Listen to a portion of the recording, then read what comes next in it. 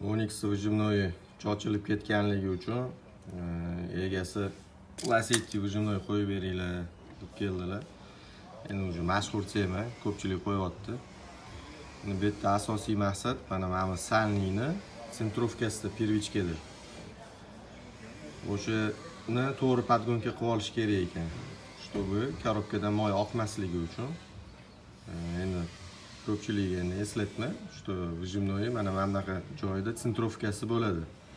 Что Onyxda, что Lasettida o'tiradigan joyda направляющийsi bor. U yoqqa bu yoqqa siljimaydi. Sababi mana salnigimizni perikoz bo'lib qolmasligi uchun vyjimnoy hozir u yoqda bo'lib qolishi mumkin, yo bu yoqda bo'lib qolishi mumkin. O'shan sentrovkasida katta gap ekan. O'sha narsalarni biz hamma narsani hisob kitobini qilib chaqlab chiqqan. Har uchta qulog'i ham chaqlanar ekan. Videoda ko'pchilik bitta qulog'ini qoldiryapti. Bitta qulog'ini qoldirgan holda mana bunaqasiga agar vyjimnoy joyiga qo'yadigan bo'lsa,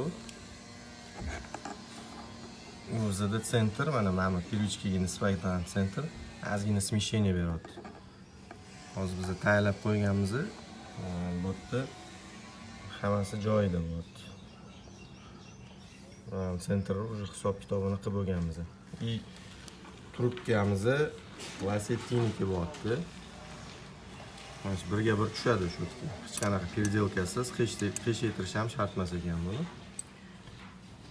Mana tepasidagi perkaschaga qiladigan shlankasi ham, mana perixonik adapteri ham birga bir joyiga tushar ekan.